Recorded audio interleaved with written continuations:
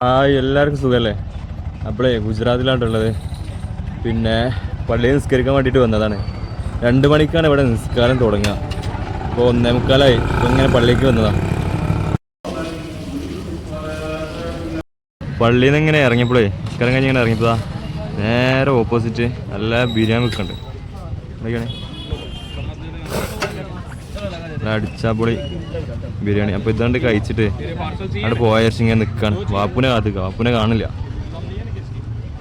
ആശാനതാ വരുന്നത്, ആശാന്. നമുക്ക് ചിക്കൻ ബിരിയാണി കഴിക്കാൻ വിചാരിച്ച് ഇങ്ങനെ നിൽക്കുക. കഴിക്കല്ലേ കേട്ടോ? തിരക്കൊണ്ട് തിരക്കാനുണ്ടോ ഇങ്ങനെ ഫുള്ള് തിരക്കാം. അതാ ഇബ്രൂന് കിട്ടി അല്ലേ? അടിച്ചാപ്പൊളി. എനിക്കും കൂടി കിട്ടാണ്ട് വെയിറ്റ് ചെയ്ത് കൊടുക്കണം. ഇപ്പോൾ വരും ആ വളമ്പടെ.